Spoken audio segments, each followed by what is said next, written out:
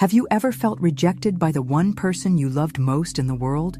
The one person who you thought would always stand by you? For Amelia, that moment came in the most painful way possible. Her own son asked her not to attend his wedding. What could have possibly driven him to humiliate her like that? And why did it feel like her entire life was unraveling in that one instant? Stay tuned as we dive deep into a mother's heartache and the journey to reclaim her strength. Don't forget to subscribe and let me know where you're watching from in the comments. I never expected this, not in a million years. I always thought that no matter what happened in my life, my son Jack would always be there for me. I raised him with love, with care, with everything I had. He was my pride, my joy. But when he called me that morning, asking me to stay away from his wedding, it shattered me. It was as if everything I had built up in my heart came crashing down in a single, cruel moment. "Mom, I need you to stay away from the wedding," Jack said. His voice was so cold, so detached. It felt like a slap in the face. My mind couldn't process what I was hearing. I asked him, "Why, Jack? What's going on?" But he was insistent, his words sharp and rehearsed. "It's better this way. It'll be too embarrassing for everyone, for Camille, for her family, for the guests." His words stung like 1,000 knives, each one deeper than the last. My chest tightened, and I could barely breathe. How could he do this to me? I thought back to all the years I spent making sacrifices for him, supporting him through every challenge. When he was a child, I put my own dreams aside to make sure he had the best. And now, after everything, he was telling me that I wasn't welcome at his wedding. Not even for him. I tried to reason with him, tried to ask why, but all I got in return was silence and indifference. My own son, the one I had raised and loved unconditionally, had pushed me aside for reasons I didn't understand. I hung up the phone, my hands shaking. My thoughts were swirling, but all I could focus on was the suffocating weight of rejection. I felt invisible, unimportant. It was as though everything I had ever been to him, the nurturing mother, the supportive figure, had meant nothing. I didn't matter. And in a way, I wasn't surprised. Jack had always been distant in recent years, ever since he started dating Camille, the woman he was now marrying. She was everything I was not, beautiful, successful, and from a wealthy family. And now I realized, Jack wanted nothing to do with the mother who had raised him in a modest home, with love but little else. The tears that had threatened to fall since that morning finally spilled over, soaking my cheeks. I felt alone, more alone than I had ever felt in my entire life. I walked through the house, each step echoing in the empty space. George, my husband, was sitting in the living room, reading the newspaper. When I told him what Jack had said, his reaction was underwhelming. "It's just a wedding, Amelia. Don't make a big deal out of it," he muttered, barely looking up from the paper. His indifference only added to the pain. It felt like he didn't care. It felt like he never really cared about me. Maybe he never had. I sat down beside him, staring at the wall, trying to make sense of everything. The rejection from Jack, the indifference from George. It was all too much. I had spent so many years giving everything to my family, to them, and yet here I was, discarded, forgotten. Jack had chosen Camille and her world over me, and George, well, George was always too absorbed in his own world to notice the cracks in ours. I felt a wave of anger, mixed with sadness. My heart ached for the son who didn't want me in his life, and for the husband who had never truly been there for me. I tried to gather myself, to regain some semblance of control, but the truth was, I couldn't. I was drowning in the pain of it all. How could I just move on from this? How could I face Jack again after the way he treated me? How could I look at George without seeing all the years of emotional neglect? The weight of it all was too much to carry alone. I was about to leave the room, to escape the oppressive silence of the house, when my phone rang again. It was Jack. This time, his voice was shaky, panicked, as if he'd been crying. "Mom," he said. His words rushed. "I don't know what to do. She didn't show up. Camille didn't show up at the wedding." I froze. My heart skipped a beat. What was happening? Why would Camille leave him at the altar? It didn't make sense. Hadn't everything been perfect? Was this the culmination of everything I had feared? Everything I had been pushed aside for? "Jack, what do you mean? Why didn't she come?" I asked, my voice trembling with concern, but also with an unexpected feeling of relief. As much as I had been hurt, part of me couldn't help but wonder if Jack was finally feeling the weight of what he had done. "I don't know," Jack replied, his voice breaking. "She left. She's gone. She said it was all too much, that she couldn't go through with it. Mom, she left me." I didn't know what to say. A part of me felt for him. I wanted to console him, to tell him that it would be okay, that I would always be there. But another part of me, the part that had been hurt so deeply, felt a strange sense of vindication. Jack had rejected me, cast me aside, and now the life he had built on lies and appearances was falling apart. The perfect world he had tried to create was crumbling. For a long moment, there was silence on the other end of the phone. I didn't know what to say. What could I say? My son was suffering, but he had caused so much pain for me. I didn't know where to go from here. As I sat there, the phone still pressed to my ear, I realized that the wedding wasn't the end of the story. It was just the beginning. Jack needed me now, in a way that he never had before. But could I really be there for him?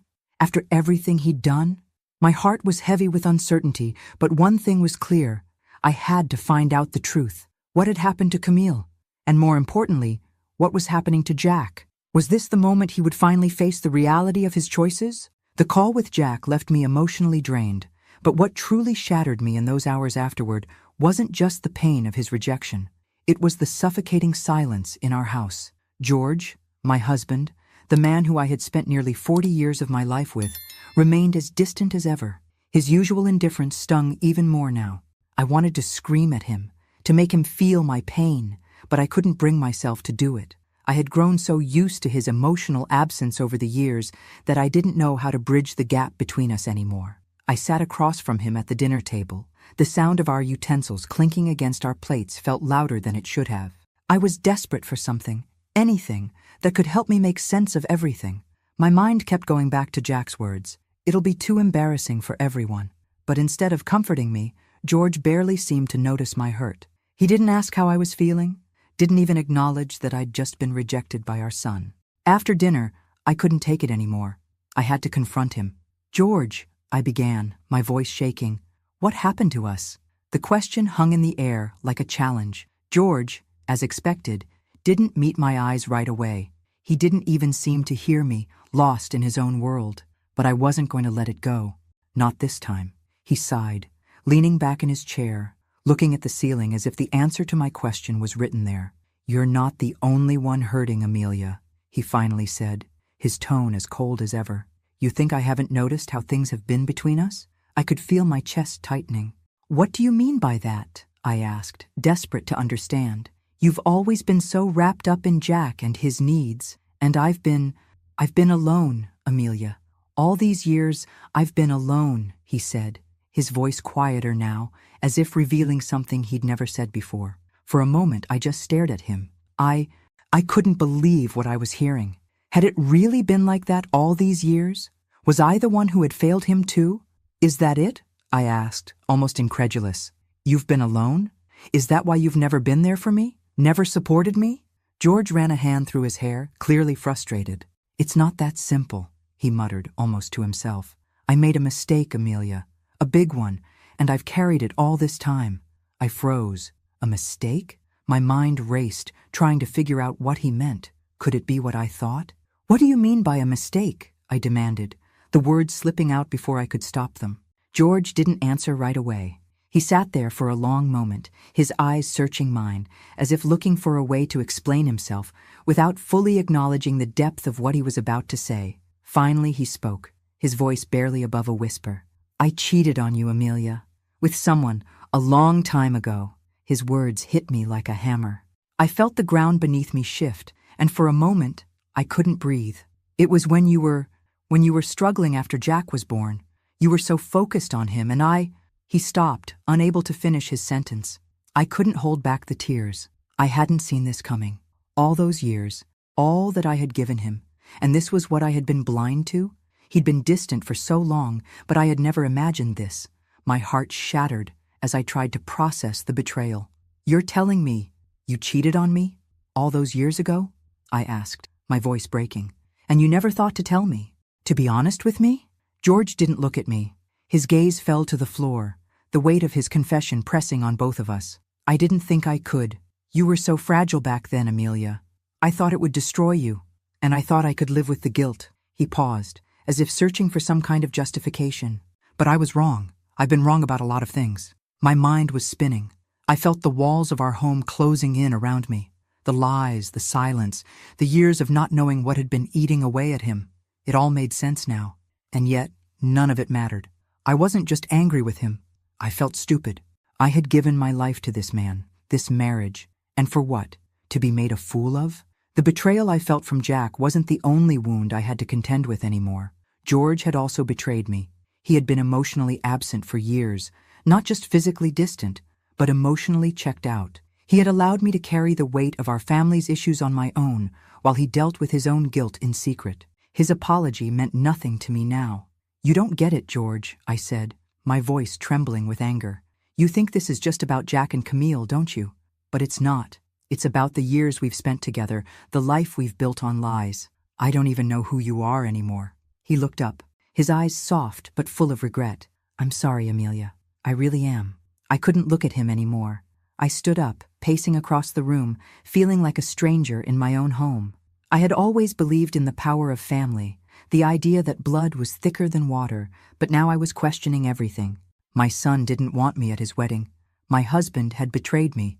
What did that leave me with? I stopped by the window, staring out at the night sky, my heart heavy. The world outside seemed so distant, so cold. I didn't know where to go from here.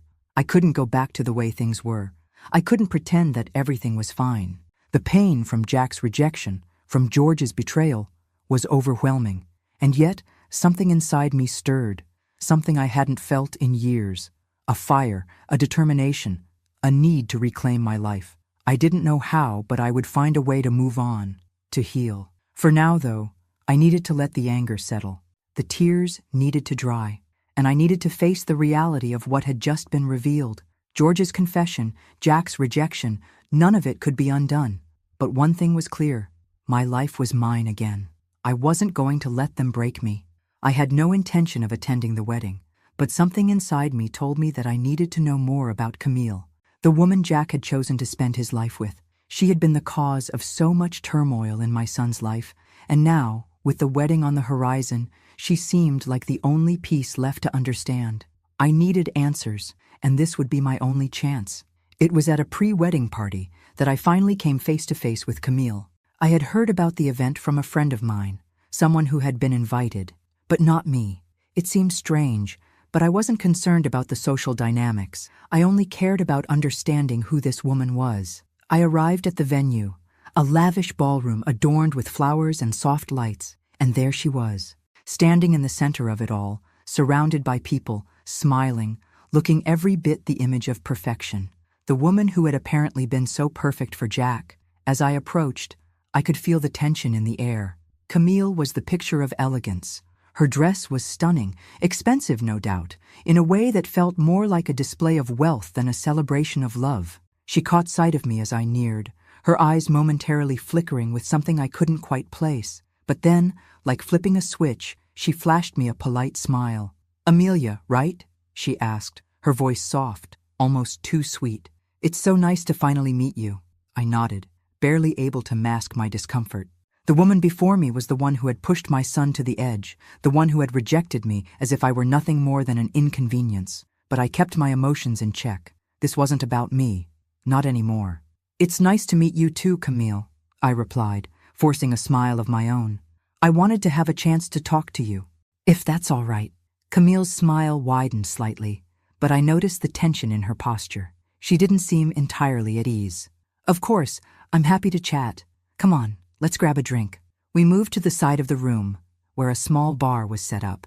As she poured us both a glass of champagne, I observed her closely. She was beautiful, no question, but there was something about her that felt off, something I couldn't quite place. Maybe it was the way she carried herself, the way her perfection seemed manufactured, not natural. We took a seat at a nearby table, and the conversation started off light. She spoke about the wedding preparations, about Jack, about the future. But as the words left her lips, I couldn't shake the feeling that it was all rehearsed. She seemed to be saying the right things, but I could sense the underlying unease. "So, "How are you feeling about the wedding?" I asked, trying to sound casual. Her eyes flickered for a brief second before she responded. "I'm excited, of course. It's a big day, for Jack, for me, for everyone." She paused, glancing at me as if weighing her words. "But, you know, it's not always as easy as it looks." I frowned slightly, sensing that there was more to her statement. "What do you mean?" I asked, my voice steady but curious. Camille sighed, setting her drink down. Her posture slumped just a little, and for a moment she seemed vulnerable, human. "It's just that, being with Jack, well, it's been complicated," she admitted, her voice lower now. "I love him. I really do. But sometimes I feel like I'm living a life that isn't really mine. There are so many expectations, so many people judging us. I never thought that loving someone would come with so many rules." The vulnerability in her voice caught me off guard. Here I had expected to hear the usual rehearsed lines of a woman who had everything under control. Instead, she was revealing something I hadn't anticipated. There was fear behind her words, an insecurity that she hadn't shown anyone before. "What kind of expectations?" I asked gently, leaning in slightly. She glanced around the room, making sure no one was paying attention to us, before leaning in closer.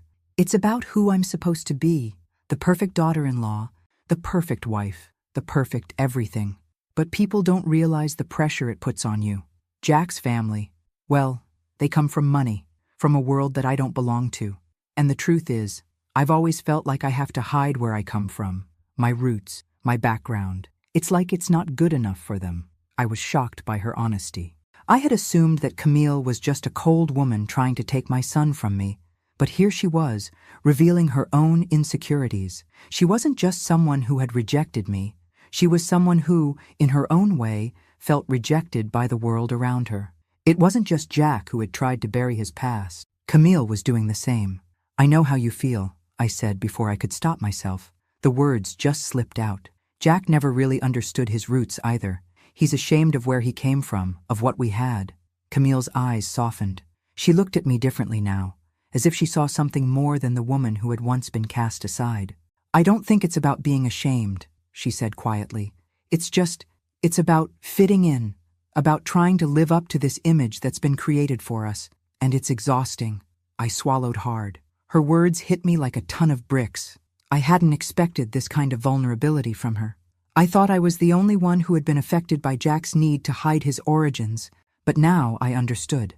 Camille wasn't just the villain in this story. She was as much a victim of societal pressure as he was. And for the first time, I realized that I wasn't just angry at her for taking my son.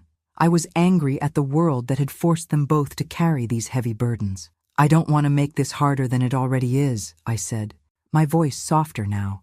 "But I just need you to understand. Jack doesn't need to hide where he came from. None of us do." She looked at me for a long time, her eyes searching mine. Finally, she nodded. "I understand, and I'm sorry if I've made things difficult for you." We sat in silence for a moment, the weight of the conversation hanging between us. It wasn't a resolution, not exactly, but it was something. For the first time, I didn't see Camille as the woman who had taken my son away from me. I saw her as someone just as trapped by the world's expectations as I had been. But even with this understanding, I couldn't help but wonder, was this the beginning of something new? Or was it just another part of the game, another layer of deceit? I didn't know. But one thing was clear. I had to be careful. Because like Camille, Jack, and myself, the truth was a fragile thing.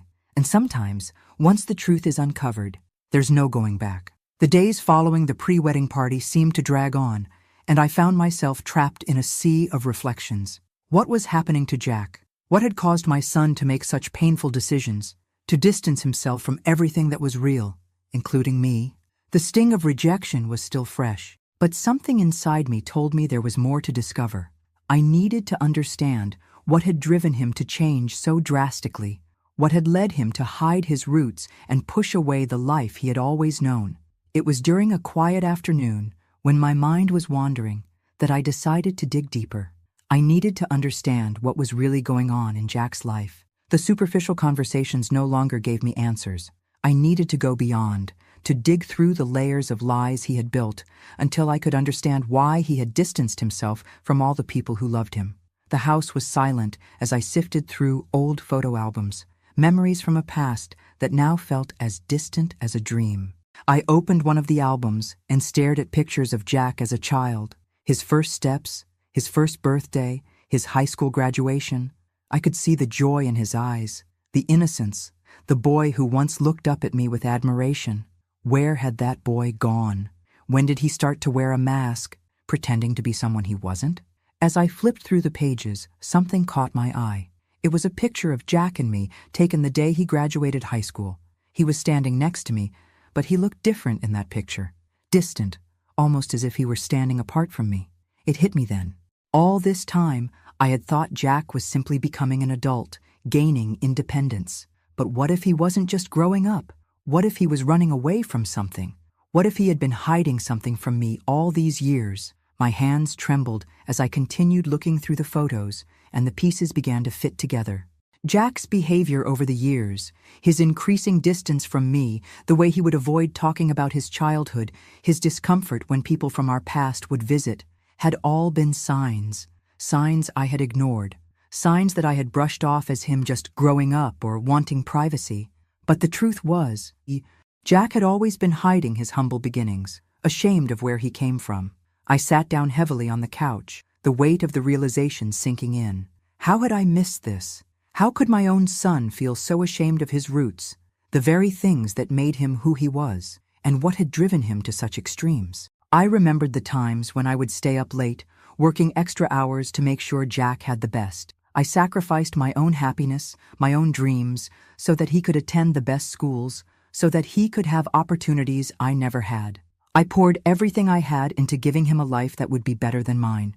But in the end, it seemed that none of it was enough. Why had Jack chosen to live a life of lies? Why had he distanced himself from the people who loved him most, from the woman who had given everything for him? It made no sense to me. He had been loved. He had been supported. He had been given everything he needed to succeed. So why was he hiding from that truth? Why was he ashamed of his past, ashamed of his mother, the very person who had fought so hard to give him the life he had now?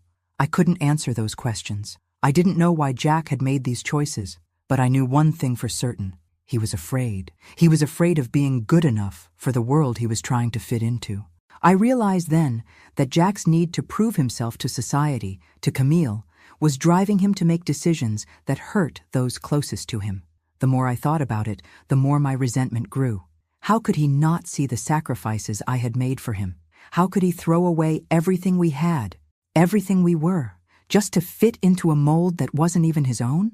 It was as if all the love and effort I had poured into him had been meaningless in the face of his desire to belong to a world that wasn't his. As the anger started to settle in, I began to hatch a plan, a quiet, calculated plan.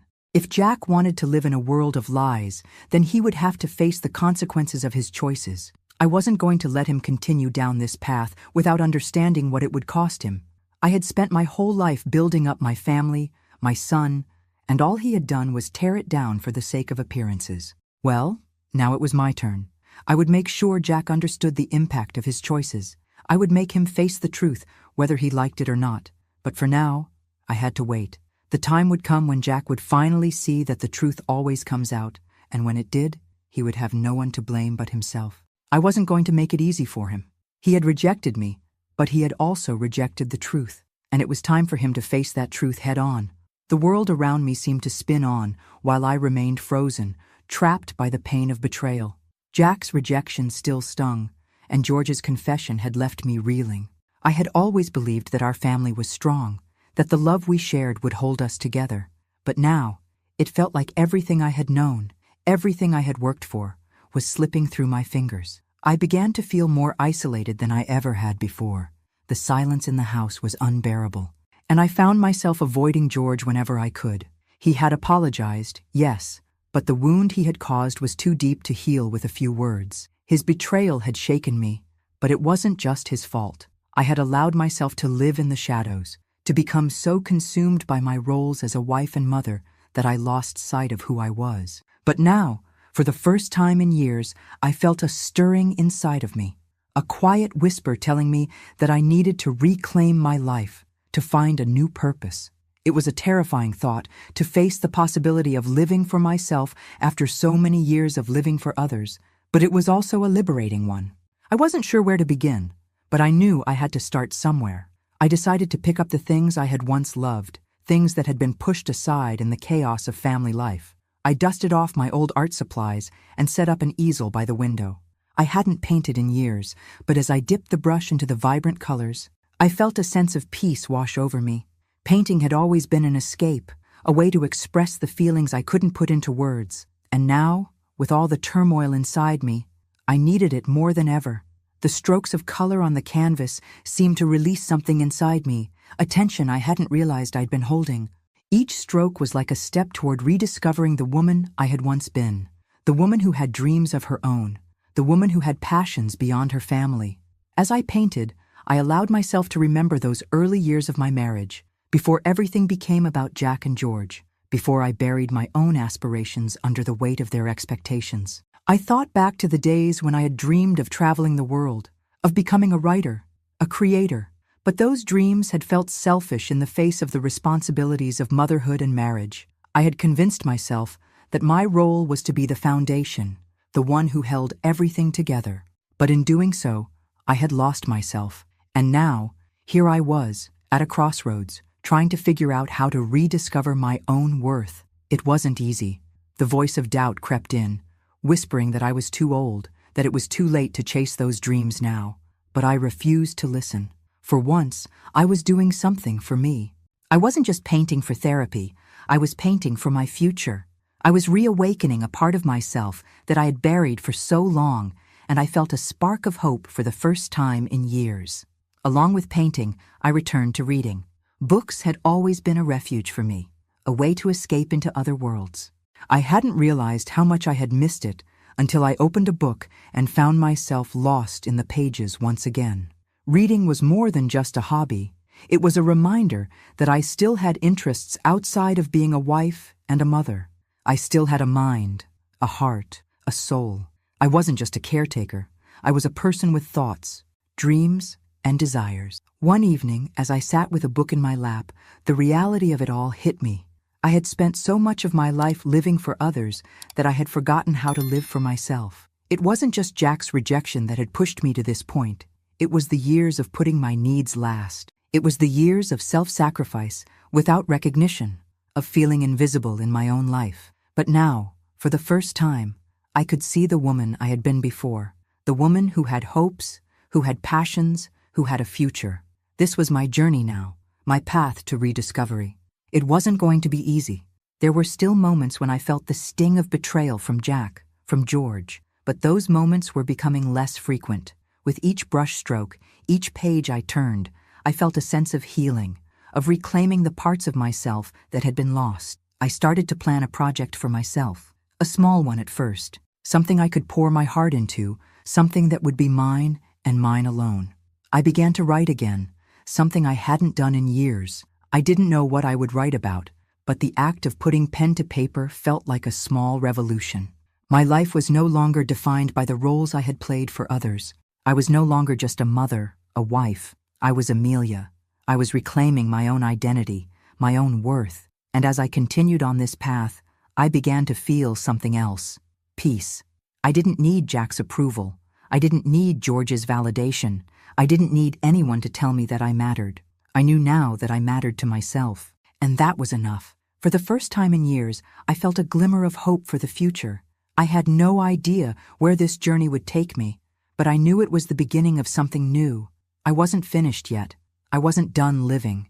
The phone call from Jack had left me confused, hurt, and strangely distant. I hadn't expected him to reach out after everything that had happened, but when he did, his voice, broken and shaky, spoke volumes. "Mom," he had said, "I don't know what to do. I'm so lost. I've been so wrong about everything." It was the first time he'd ever admitted to feeling this way. Up until then, Jack had always worn the mask of confidence, the armor of someone who had it all figured out. But this call, this raw admission, made me realize that the son I thought I knew was someone I had yet to understand. He was unraveling, and he didn't know how to stop. The next few weeks were a blur. Jack had started seeing a therapist, something I had suggested after our last heated conversation. I didn't know what kind of breakthrough he expected to have, but it was a step. It was a step I hadn't been able to take with him before. He was seeking help. For the first time, I saw a glimmer of self-awareness in my son that had always been absent. Jack's therapy sessions seemed to open up a floodgate of emotions that had been buried for years. He'd been living a lie for so long, pretending to be someone he wasn't, to fit into a mold that wasn't his. His childhood, his roots, everything he once was, had been hidden away. But now, in the sterile, neutral space of his therapist's office, he was confronting his past. It was messy, it was painful, but it was necessary. He needed to face what he had been running from for so long. A week later, Jack asked to meet with me. He'd been making strides in therapy, but he knew he couldn't truly heal unless he faced me, his mother, the person he had hurt the most. I agreed to meet him, though a part of me feared what might come out of this confrontation. Would it bring healing, or would it only bring more pain? We met at a small cafe, one that was far from our usual haunts. The quiet ambiance and the smell of freshly brewed coffee didn't calm my nerves. I could tell by the way Jack was sitting, hunched over his cup, that he was nervous. His usual air of confidence was gone, replaced by something raw, vulnerability. "Mom," Jack began, his voice uncharacteristically soft. "I don't know where to begin. I've been lying to you, to myself, to everyone." He paused, taking a deep breath. "I've spent my entire life hiding who I am, hiding where I come from, hiding from you." I stayed quiet, letting him speak. I didn't want to interrupt, even though my heart was racing. I wasn't sure if this was an apology or just a confession. "You always gave everything for me, everything for—" "Mom," Jack continued, his eyes not meeting mine. "But I pushed you away. I pushed you away because I was ashamed. Ashamed of our life. Ashamed of where we came from. I thought if I could be someone else, someone better, someone who belonged in the world Camille and her family live in, I could finally be good enough. Good enough for them. Good enough for society." His words hit me like a ton of bricks. Jack had never admitted his shame before. All these years, I had seen his behavior as arrogance, as him trying to prove that he was better than he was. But now, I understood. It wasn't arrogance. It was fear. Fear of not being good enough. Fear of not being able to fit in. And he had built a life based on that fear. "I didn't understand," he continued, his voice breaking slightly. "I didn't understand how much I was hurting you. I thought I could just leave all that behind. The past, the memories of our life. But the truth is, I've been suffocating. Mom, I've been suffocating under the weight of all these lies." I felt a mix of emotions rise in me. There was hurt. Yes, so much hurt. But there was something else. Something I hadn't expected. Understanding. I understood now why Jack had acted the way he had. It wasn't because he didn't love me. It wasn't because he didn't care. It was because he didn't believe in himself. He didn't think he was worthy of the love I had given him. As he spoke, I saw him for what he was, a lost young man trying to make his way in a world that didn't see him for who he truly was. He had tried so hard to fit in with people who couldn't see the worth in him. And all the while, he had pushed away the people who loved him most. "I'm sorry," Jack whispered, his voice filled with regret.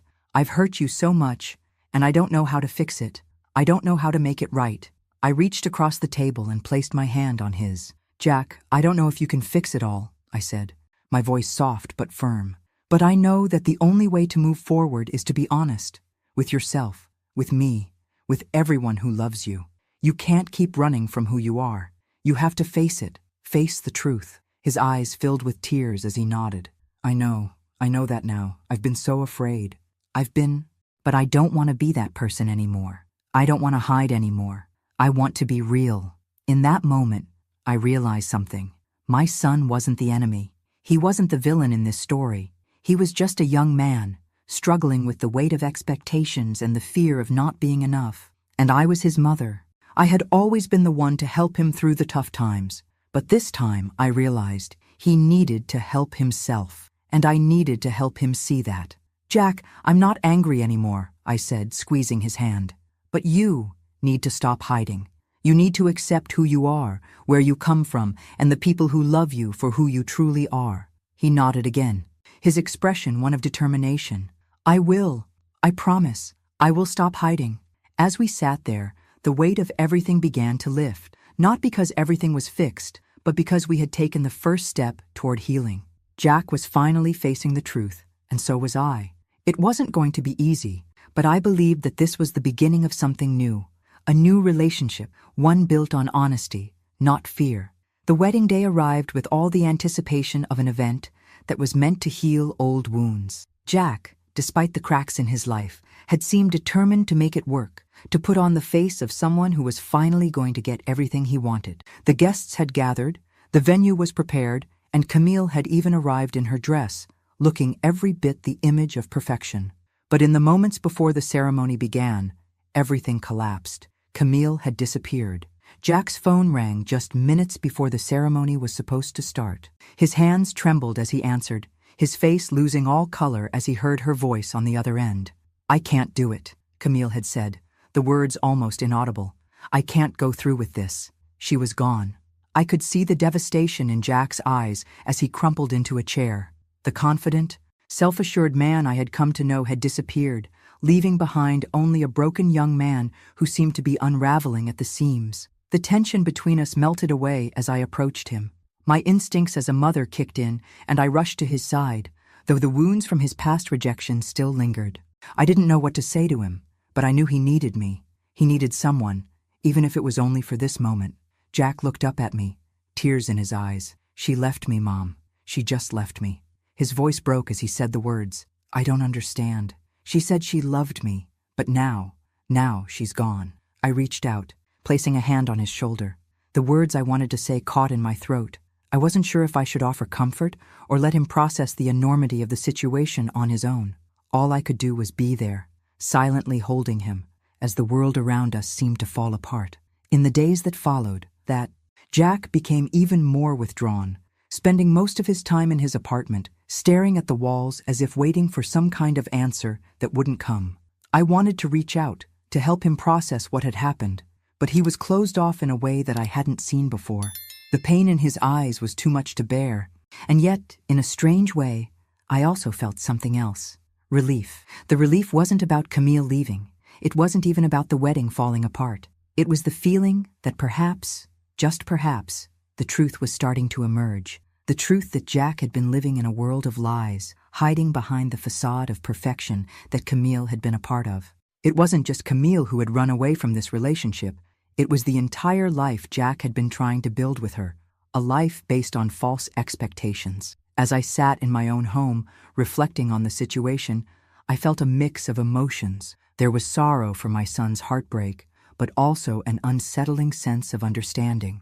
Camille had run from a reality she couldn't face. She was a woman trapped by the same societal pressures that had ensnared Jack. The fear of not being enough, of not fitting in with the world they were supposed to belong to, had consumed them both. Camille had realized, perhaps too late, that she could never be a part of the world Jack had created in his mind. Despite my anger and the resentment I still carried, I couldn't help but feel sorry for her. She, too, had been a victim of expectations. She had been forced to hide her roots, her background, her own truths, in order to fit into the world Jack had convinced himself was his future. I understood now. Camille hadn't run because she didn't love Jack. She had run because she couldn't live in the lie he had created, just as much as Jack couldn't live in the lie he had created for himself. I began to investigate Camille's past, digging into the things Jack had never wanted to talk about. What had driven her to the point of fleeing?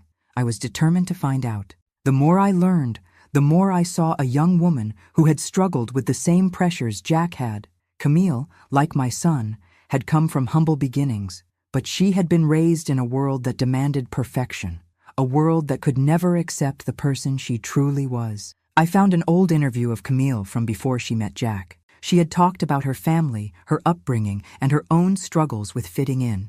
The facade she had so carefully built had been constructed to hide the fact that she, too, had always been torn between two worlds. Her family was wealthy, but she had never felt truly comfortable in that world. She had always felt like an outsider, like she wasn't enough. And then, I began to see it more clearly. Camille had come into Jack's life because she, too, was trying to escape her past. She had hoped that marrying Jack would allow her to finally leave behind the life she had grown up in. But instead of finding solace in him, She had found herself drowning in the same expectations that had haunted her throughout her life. It wasn't that she didn't love Jack, it was that she had never truly confronted the truth about herself, and in trying to fit into his world, she had lost herself. In a strange twist of fate, Camille's departure became the catalyst for Jack to finally confront the truth. With her gone, there was no more pretending, no more hiding. He had no choice but to face the lies he had been living. He had no one else to blame but himself. And maybe, just maybe, this was the wake-up call he needed to truly change. I knew that Jack had a long road ahead of him, and I wasn't sure if he would ever fully recover from this heartbreak. But I also knew that this was the first step in him facing the reality of his life, the life he had been running from for so long. The painful truth was out in the open now, and it was time for both of us to confront it. As for Camille, I didn't know where she had gone, or if she would ever return to Jack, but I hoped that, wherever she was finding a way to live honestly, to stop running from herself, because in the end, the truth was the only thing that could set any of us free. The silence in Jack's apartment was suffocating. I could feel it each time I visited, how he sat there, a broken man, lost in his own guilt. The phone call from Camille had shattered him, but it wasn't just her absence that left him in pieces. It was everything that had led to this moment, the lies, the fear, the constant hiding from himself. I sat across from him one evening, watching as he stared blankly out the window. He hadn't spoken much since Camille had left. His usual arrogance, the facade of the successful man, had crumbled. I saw the vulnerability in his eyes, something I hadn't seen in years. It was as if the walls he had built around himself had finally collapsed, exposing a son who was completely lost. "Mom," Jack finally spoke, his voice hoarse, as if the words were forced out of him. "I've made such a mess of everything. I'm not the person I thought I was. I've been lying to myself, to everyone, to you, to Camille, to my whole life." He paused, taking a deep breath, his hands trembling as he ran them through his hair. "I thought if I could just make enough money, get enough status, then maybe I'd finally be good enough. But it was all a lie. Everything I've done, all the decisions I made. I thought I was building a life, but all I built was a house of cards." The admission hit me like a punch to the stomach. Jack had always been proud of his success, of the life he had created. He had worked hard for it, sure, but it was always about appearances. It was never about substance. He had built his life on a foundation of lies, pretending to be someone he wasn't, hiding his roots as if they were something to be ashamed of. And now, with everything crumbling around him, the guilt was consuming him. "Jack," I said gently, "you've been so focused on this image, this life you've tried to create for yourself, that you've lost sight of what really matters. You've lost yourself along the way." He looked at me, the pain in his eyes palpable. "I thought I could leave all of that behind," he whispered. "I thought if I just changed who I was, I could escape it. I could escape the feeling that I'm not good enough. But I was wrong. I don't know who I am anymore. And now, Camille is gone, and I've pushed everyone away." His voice cracked at the mention of Camille. I could see how much he had hoped for her approval, for her acceptance. He had tried so hard to prove he was worthy of her love, but in doing so, he had lost sight of what truly mattered. I could feel the weight of his shame, the self-loathing that dripped from his words. I had seen him this way before, as a child, when he had made mistakes and felt like he was a failure. But this time, it was different. This wasn't just a mistake. This was a lifetime of self-deception. "I'm so sorry, Mom," Jack continued, his voice breaking. "I've wasted so much of my life trying to be someone I'm not, and now I don't even know where to start to fix it. I've hurt you. I've hurt myself. I've hurt everyone who's ever loved me." I reached across the table, placing my hand over his. "Jack, you can't keep running from this. You can't keep hiding from the truth. The truth is, you don't have to be perfect. You don't have to live up to anyone's expectations. Not mine, not Camille's, not society's. You just need to be you, and you need to accept who you are, where you come from." He looked at me, his eyes full of doubt. "But how do I do that? How do I face all of this? I'm so ashamed. I don't know if I can ever make up for everything I've done." "You don't have to make up for everything," I said softly. "You just have to start being honest, start living authentically. You've spent so much of your life running from the truth, hiding from your past, but it's time to face it. It's time to accept who you are and who you were." Jack fell silent, his gaze dropping to the table. I could see the weight of his internal battle, the conflict between wanting to change and feeling trapped in the life he had created. It wasn't going to be easy for him. It wasn't going to be easy for either of us. But I knew that in order for him to heal, he had to face his past. "I don't want to keep living in this lie," Jack said finally, his voice barely above a whisper. "I don't want to pretend anymore. I don't want to be ashamed of who I am. I've been so afraid that I'd never be enough." I could feel the shift in him, the beginning of a change. It wasn't much yet, but it was there. The fear that had held him captive for so long was starting to loosen its grip. He wasn't running anymore. For the first time, Jack was ready to face the truth, even if it meant confronting the parts of himself that he had longed to hide. "Jack," I said, my voice filled with compassion, "you are enough. You've always been enough. But you have to let go of this idea that you need to be someone else. You've spent your whole life trying to fit into a mold that wasn't meant for you. It's time to break free of that. It's time to live for yourself." Jack nodded, though I could see the fear still in his eyes. It was a long road ahead, and the path to healing wouldn't be easy, but I could see that he was finally willing to take the first step. For the first time in a long time, I believed that he could change, that we could rebuild our relationship. It wasn't going to happen overnight. It wouldn't be easy. But this was the beginning of a new chapter for both of us, a chapter where Jack could stop hiding from his past and start living in the truth. My curiosity about Camille grew with each passing day. What had truly driven her to leave Jack at the altar? Was she really just running away from her own feelings? Or was there something deeper, something I hadn't seen before? As a mother, I understood Jack's pain, but Camille was still a mystery to me. She had been the one who seemingly rejected everything about him, who had demanded that he hide his past. But in the silence of her absence, I began to question whether she too had been a victim of the same forces that had shaped Jack. One afternoon, I received an unexpected call from Camille. Her voice was soft, almost hesitant, as she asked if we could meet. I was hesitant at first. After all, she was the one who had rejected my son.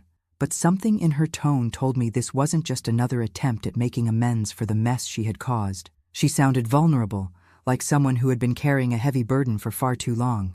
We met at a quiet cafe, the kind of place where secrets could be shared in whispers, away from prying eyes. Camille arrived, her posture stiff, as if bracing herself for something. She was still beautiful, but there was a sadness in her eyes that hadn't been there before. She sat down across from me, her fingers nervously twisting the napkin in front of her. "I didn't know who else to talk to," Camille began, her voice barely above a whisper. "I've made so many mistakes, and I don't know how to fix any of them." She paused, looking at me as though weighing her next words. "I owe you an explanation. I owe Jack an explanation." I listened, not interrupting, sensing that she had been carrying this weight for far longer than I realized. "I thought I could escape," she continued, her eyes welling up with tears. "I thought that if I just pretended to be someone I wasn't, if I could just fit into this world that everyone expected of me, Jack's world, the high society world, I would finally feel like I mattered. But the truth is, I've always felt like an outsider. I've always felt like I was pretending." Her words hit me harder than I expected. In that moment, I saw Camille not as the woman who had tried to take my son away, but as a woman who had been fighting her own internal battle, one that she had never been able to win. "I come from nothing," she admitted, her voice trembling. "I grew up in a small town, in a family that struggled to make ends meet, and when I met Jack, I thought maybe, just maybe, this was my chance to escape all of that. But it wasn't real. I wasn't real. I was just pretending to be someone I'm not, someone who could fit into a world that didn't want me." The weight of her confession settled heavily between us. I could hear the pain in her voice, the guilt that she had carried with her for so long. Camille wasn't the villain I had painted her to be. She wasn't the woman who had come into my son's life and ripped him away from me. She was just a young woman, lost in the world of societal expectations, trying to survive in a world that didn't understand her. "I know I hurt Jack," Camille said, her eyes finally meeting mine. "I never wanted to hurt him. I thought I could handle everything, but I couldn't. The pressure was too much, and when I saw him getting so caught up in all of it, I realized that I wasn't the only one who was suffocating. We were both trapped in this world of appearances, and I couldn't keep pretending anymore." I listened to her, my heart softening with each word. I had been so quick to judge her, to see her as the one who had caused my son so much pain. But now I realized that Camille and Jack had been two sides of the same coin. Both were trying to escape something. Jack, his humble origins. Camille, her past and the life she had left behind. They had both hidden behind a facade, each one believing that if they could just fit in, if they could just live up to the expectations, they would find happiness. "You're not the only one who's been hiding, Camille," I said quietly. "Jack has been hiding too. Hiding from who he is, from where he came from. He's been so focused on proving himself to the world that he forgot what really matters. But the truth is, none of that matters. We are who we are, no matter where we come from. And I think Jack is starting to realize that." Camille nodded, wiping away the tears that had fallen from her eyes. "I don't know what will happen with Jack and me," she said softly. "But I know that I can't keep running from myself anymore. I can't keep pretending. I need to find out who I really am, outside of everything I've been pretending to be." I sat in silence for a moment, reflecting on everything Camille had shared. I had seen her as an enemy, someone who had torn apart my family, but now I saw her differently. She was a woman just as lost as Jack, someone who had been caught in the web of expectations, trying to fit into a world that didn't care about her true self. I realized that, in a way, she was just like him, someone who had been pressured to become someone they weren't, someone who had been forced to hide their roots, their true identity, in order to survive. "I don't know where this will go, Camille," I said finally, "but I think you and Jack have both been through enough. It's time to stop running. It's time to face the truth." She nodded, a small smile breaking through her sadness. "Thank you, Amelia, for listening. I don't know if I deserve your understanding, but I'm grateful for it." As I left the cafe that afternoon, I couldn't help but feel a sense of resolution. Camille wasn't the enemy. She was another victim of a world that demanded perfection, a world that forced both her and Jack to hide who they truly were. And maybe, just maybe, they both had a chance at healing, together, apart, or however it needed to be. The days after my conversation with Camille felt strangely different. I wasn't sure if it was the realization of her vulnerability or the shift in my own perspective, but something had changed in me. I could see the cracks in the facade of both Camille and Jack more clearly now, and I knew it was time for the truth to come to light. It had been too long, too many lies, and now it was time to expose them, piece by piece, until there was nothing left but the raw truth. I had always believed that the truth would find its way to the surface eventually, but now I understood something deeper. It was up to me to guide it there. Jack had spent so many years hiding, so many years running from who he was, from where he came from. Camille had been living a lie as well, trapped by expectations and the pressure to conform. But if they were going to heal, they needed to confront their pasts, their fears, and their own truths, and I was going to make sure they did. Jack had been quiet lately, withdrawn, but I could see the internal battle raging within him. He knew he had to confront the truth, but he was still afraid of rejection, afraid of what it would mean for his life, for his future with Camille, for everything he had worked so hard to build. I could see the struggle in his eyes, the way he was torn between wanting to come clean and being terrified of the consequences. He had built a life of lies, and now those lies were suffocating him. I had my own role to play in this. I couldn't force Jack to face the truth, but I could guide him. I could manipulate the situations in a way that would push him toward the inevitable confrontation. The truth was, like a force of nature, it couldn't be stopped. And if I could use my experience, my understanding of how people think and act, I could make sure that Jack would have no choice but to confront it. One afternoon, I invited both Jack and Camille to my house. I knew it wasn't going to be easy, but I could feel that this was the moment. The truth had to be laid bare, and they had to face it together. When they arrived, I could see the tension between them. Neither one of them knew what to expect, but both of them were aware that something had to change. The air was thick with unspoken words, with unresolved emotions. "I've asked you both here because it's time to stop hiding," I began, my voice calm but firm. "You've both spent so much time running from the truth, from yourselves, and from each other. It's time to stop pretending. The truth is the only thing that can set you free." Jack looked at me, his face a mask of confusion and fear. "Mom, what do you mean?" His voice was shaky, and I could see the discomfort in his eyes. I didn't respond immediately. Instead, I looked at Camille, who was sitting across from Jack, her hands nervously twisting in her lap. I could see the shame in her eyes, the same shame I had seen in Jack's for so long. She wasn't ready, but she needed to be. "Camille, tell Jack what you told me," I said gently, my tone soft but insistent. "Tell him about the life you've been hiding from, about the pressures you've faced, about the woman you've been pretending to be." Camille hesitated, her eyes flickering between Jack and me. The words were stuck in her throat, but I knew she had to say them. She had to speak her truth, just as Jack had to speak his. Finally, she took a deep breath. Her voice trembling as she spoke. "I've been living a lie," she began, her voice barely above a whisper. "I'm not who I've been pretending to be. I come from a humble background, just like you, Jack. I've been hiding it my whole life, pretending to fit into a world that isn't mine. I thought if I could just play the part, if I could just be perfect, I would finally belong. But it's been killing me, trying to be someone I'm not. I don't want to lie anymore." I could see the weight of her words settling on Jack. His face was pale, his mouth slightly open as if trying to process what she had just said. He had always believed that Camille was perfect, that she was everything he wasn't. And now, here she was, admitting that she had been hiding too. Jack turned to Camille, his voice low and uncertain. "Why didn't you tell me this before?" He was trembling, his hands clenched into fists. "Why didn't you trust me with the truth?" Camille's eyes filled with tears as she reached out to him. "I was afraid, Jack. I thought, if you knew the truth, you wouldn't want me. I thought I wasn't good enough for you. I didn't think I could ever measure up to the life you wanted, the life I thought you wanted. I was so afraid of losing you."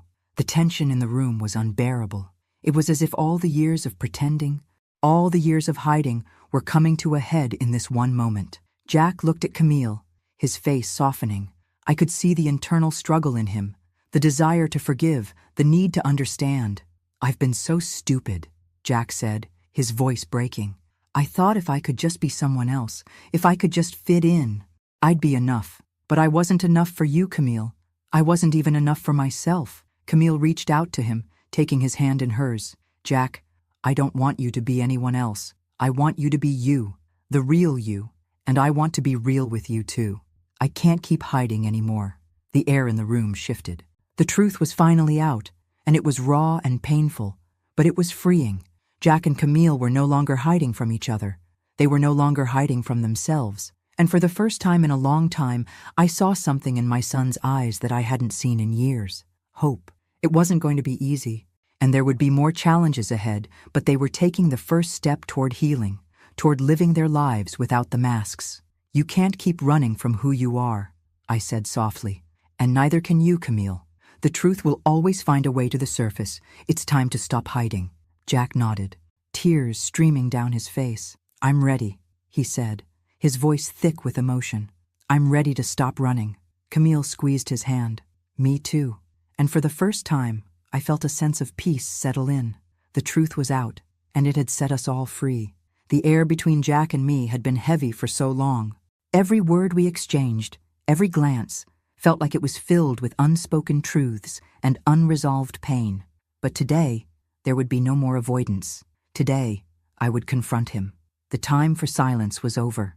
Jack sat across from me, his hands trembling, his eyes not quite meeting mine.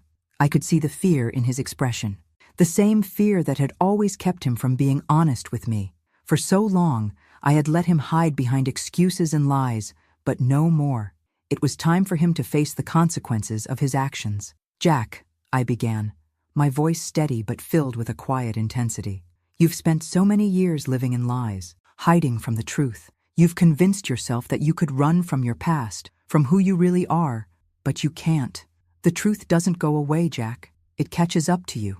He winced at the words, his eyes now locked onto mine.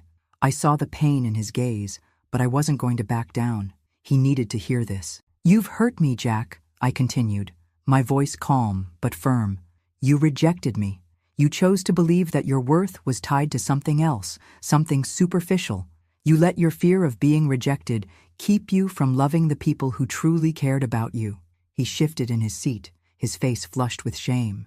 "I never meant to hurt you, Mom," he said, his voice barely above a whisper. "I know you didn't, Jack," I replied softly. "But that doesn't change the fact that you did. You kept your distance from me, from the truth, and from everything that mattered. And now, you have to face it. You have to own up to the person you've been, to the lies you've told, to the way you've hurt the people who loved you. Tears welled up in his eyes as the weight of my words hit him. He didn't say anything at first, just sat there struggling to find the words. And then, slowly, almost as if it was the hardest thing he had ever done, he spoke. "I'm sorry," he said, his voice breaking. "I know I've been a coward. I've been hiding and I've hurt you. I've hurt myself. I don't know how to fix it all, but I want to start. I want to be the person you always believed I could be." The sincerity in his words was raw, and for the first time in so long, I saw a glimpse of the son I once knew. The man who had been too afraid to be himself, too afraid of rejection, was finally confronting his truth. And in that moment, I felt the weight of the years of hurt start to lift. The forgiveness didn't come instantly, but it was beginning to flow, slow and steady, like a stream cutting through rock. We still had a long road ahead, but for the first time, I knew we could walk it together. The road to healing had been long and painful, but in the quiet aftermath of Jack's apology, I found something I hadn't expected: peace. For years, I had carried the weight of regret, shame, and resentment. I had allowed the mistakes of others to define me, to overshadow the woman I truly was. But now, with the truth laid bare and the burden of our past finally lifted, I could breathe again. Jack and I had finally started to rebuild our relationship piece by piece. It wasn't perfect, but it was real.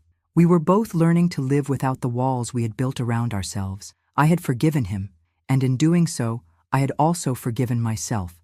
I had spent so much of my life trying to be everything to everyone, wife, mother, caretaker, that I had lost sight of who I was, but no more. With each passing day, I began to rediscover the woman I had forgotten, the woman who had dreams, who had a voice, who had a life of her own before the roles of wife and mother consumed her. I started to take time for myself again, doing the things I had once loved, painting, reading, and even traveling. There was a world out there I had ignored for far too long, and I was determined to explore it. I took a trip to the coast one weekend, something I had always dreamed of doing but never made time for. As I stood on the beach, the wind in my hair and the sound of the waves crashing against the shore, I felt a sense of freedom wash over me. It was as if all the years of carrying others' burdens, of living for everyone but myself, had melted away. For the first time in years, I felt like I was truly living, not for anyone else, but for me. I also started a new project, one I had been too afraid to pursue for years. I wrote a book. It wasn't a grand bestseller, nor was it even a work of great literary accomplishment, but it was mine. It was my story, my voice.